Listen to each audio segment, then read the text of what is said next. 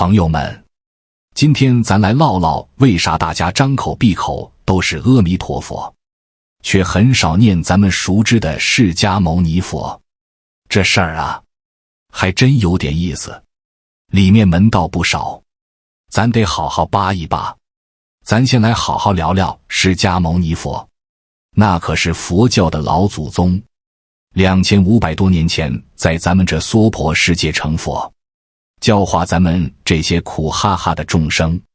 按理说，他应该是咱顶礼膜拜的头号人物，可为啥一提到念佛，大家伙都想到了阿弥陀佛呢？这俩佛到底啥关系？别急，咱慢慢说。在佛家眼里，佛可不是什么万能的神仙，而是通过自身努力修行，彻底搞懂了宇宙人生真相的觉悟者。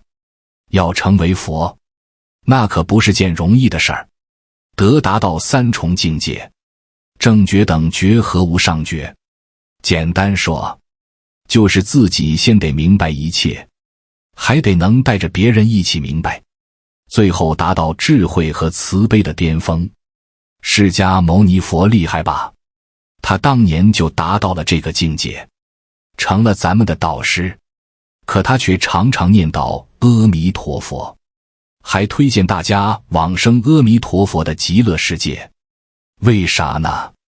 原来啊，阿弥陀佛在很久很久以前发下了48个大愿，其中最厉害的就是第18愿，说只要有人一心念他的名字，发愿往生极乐世界，就能成功，不再受那生死轮回的罪。这极乐世界可不得了，距离咱们这儿10万亿佛土远，是阿弥陀佛用他的愿力和智慧变出来的超级净土。那里环境好，修行容易，还能保证你不退转，直到成佛。对于咱们这些在娑婆世界摸爬滚打的普通人来说，简直是太有吸引力了。而且啊，释迦牟尼佛和阿弥陀佛关系可不一般，早在无量劫前，他们就认识，还是君臣兄弟的关系。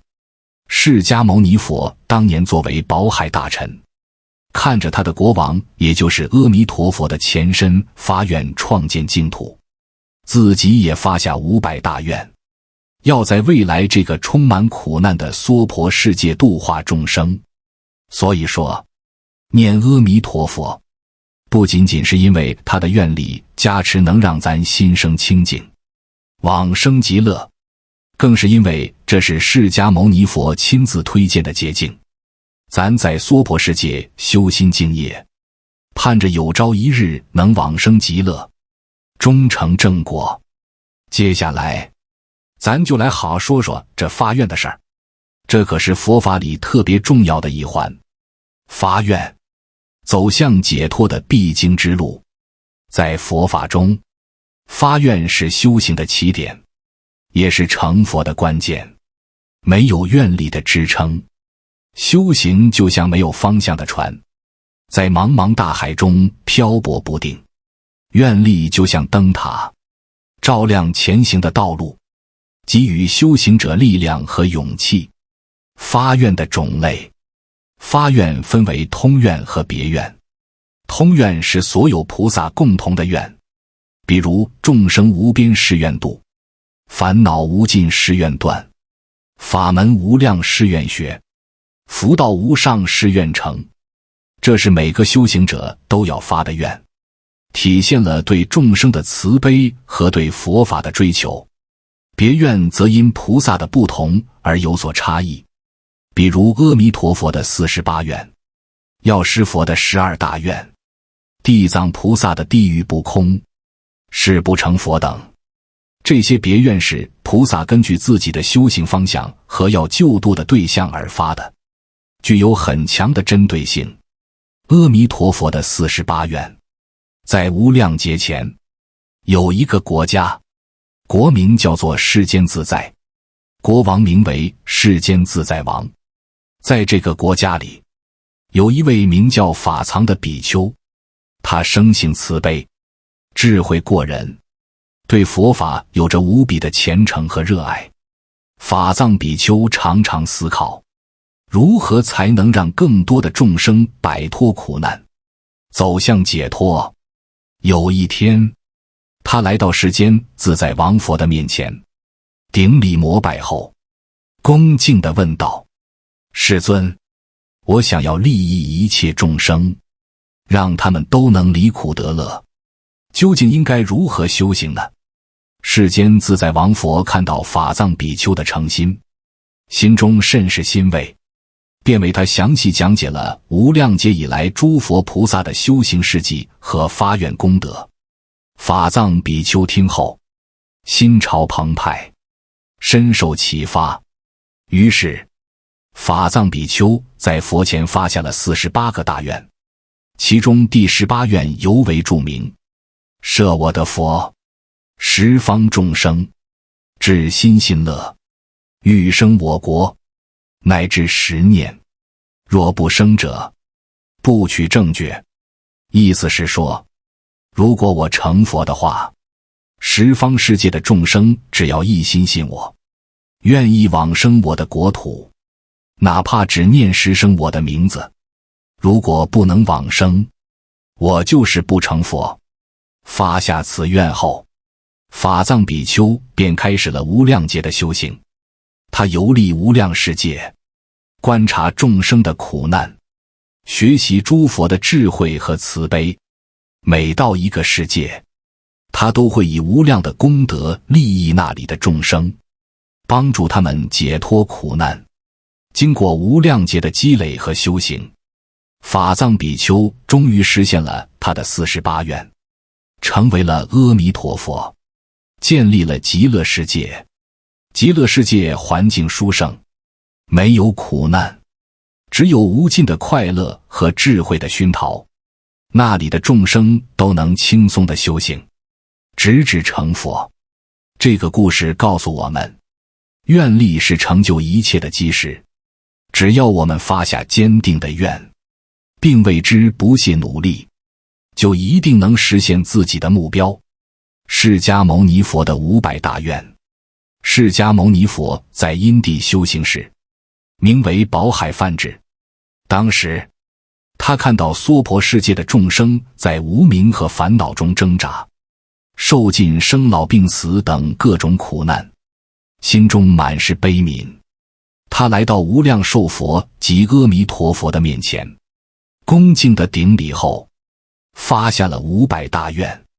他的愿是：若我成佛，娑婆世界众生闻我名号，悉得解脱。他希望只要众生听到他的名号，就能得到解脱，不再受苦。为了实现这个伟大的愿，释迦牟尼佛经历了无数劫的修行。他转生在不同的世界，以各种身份利益众生，积累无量的福德和智慧。最终在菩提树下，释迦牟尼佛经过7天7夜的苦修，战胜了魔障，证得了无上正等正觉。他开始在人间说法度众，教化无量的众生走向解脱之路。地藏菩萨的无量愿。地藏菩萨的故事更是感人至深。在无量劫前，有一位婆罗门女，她看到地狱中的众生受苦，心中悲痛不已。她发下宏愿，要度尽地狱中的每一个众生，让他们都得到解脱。后来，这位婆罗门女转生为男子，名为光目。他继续发愿，地狱不空，誓不成佛。他誓言，如果不把地狱中的众生全部度化，自己就不成佛。地藏菩萨为了实现这个愿，经过无量劫的修行，游历无量世界，度化无量众生。他以无尽的慈悲和智慧，帮助那些在苦难中的众生，让他们走向解脱。发愿的意义。发愿不仅是修行的开始，更是修行的动力。愿力能帮助修行者克服困难，坚持不懈地走向解脱。同时，愿力也是利益众生的重要途径。菩萨们通过发愿，将自己的功德回向给众生，帮助他们离苦得乐。发愿还能让修行者保持正念。在纷繁复杂的世界里，愿力就像定海神针，让修行者不被外界的诱惑和干扰所动摇，始终朝着解脱的目标前进。所以说，念阿弥陀佛不仅仅是因为他的愿力加持能让咱心生清净，往生极乐，更是因为这是释迦牟尼佛亲自推荐的捷径。咱在娑婆世界修心敬业，盼着有朝一日能往生极乐，终成正果。另有经典记载，在更久远之前的一个世界里，有位大通至圣佛的16位王子，阿弥陀佛当时是第9子，释迦牟尼佛是第16子，他们各自选择不同的国土修行。后来释迦牟尼佛在此娑婆世界成佛，而阿弥陀佛则在清净妙土成佛。阿弥陀佛成佛的时间确实比释迦牟尼佛早得多。经典中记载，阿弥陀佛及其极乐净土有着无数光明与庄严的特征。在般舟三昧经中，阿弥陀佛身具32相，光明无限，形态端正美妙。而根据观无量寿经所述，阿弥陀佛身躯如100千亿太阳般耀眼，身高达到60万由旬，难以想象的高度。其眉间白毫光芒旋转，有5倍须弥山之高广，眼睛深邃明亮，如4倍大海之广。阿弥陀佛身上有84000微细毛孔，每一毫毛都放射出光明，照耀十方，为念佛之人接引往生极乐净土。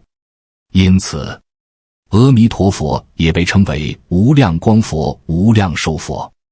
在密宗里，阿弥陀佛象征大日如来的智慧，被称为甘露王。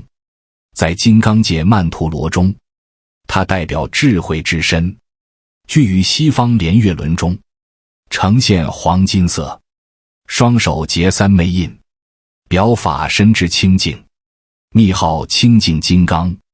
在胎藏界曼荼罗中，阿弥陀佛是无量寿如来，坐于8叶莲台之中，展现深沉的智慧与悲心。他的身色通常为白黄或纯金色，慈悲而庄严，端坐宝莲之上。其3身及法身、报身、化身，完美展示了佛法的广大智慧和无边慈悲。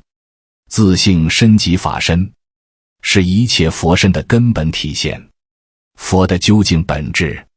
受用身则是佛享受正觉的法乐，而变化身是为了教化一切众生而现的，是凡夫和菩萨能接触到的佛身。阿弥陀佛以他的受用报身示现于菩萨面前，为度化不同根性的众生，显现多种佛身形象和净土场景。凡夫所见的是阿弥陀佛的变化身，适合他们的境界，而地上菩萨所见的则是阿弥陀佛无量庄严的受用身，坐于百宝莲台，充满殊胜光辉。这种差别是因为各自的福德和智慧不同，根基浅的众生见到的佛身更为简单，而智慧深厚的菩萨则见到佛身的细腻妙香。大卢舍那佛身是阿弥陀佛为地上菩萨示现的无量光辉佛身，是其悟道与法力的究竟体现。地上菩萨可见诸佛的变化身，也能得见受用报身，以此增长智慧和慈悲。总结一下，释迦牟尼佛和阿弥陀佛虽成佛于不同世界，但其本愿皆是度脱众生，成就众生。释迦牟尼佛转法娑婆，教化人间，而阿弥陀佛以净土接引，迎归极乐。两佛因前世的深厚缘分，在我们这个世界携手施教，念阿弥陀佛，是因为阿弥陀佛愿力的加持，能让众生心生清净，愿往净土。如此，众生才得以在娑婆世界中修心净业。最后，送大家一句佛语：凡所有相，皆是虚妄。若见诸相非相，即见如来。意思是说，世界上的一切表象都是假的，只有透过这些表象，看到背后的真相，才能真正见到佛。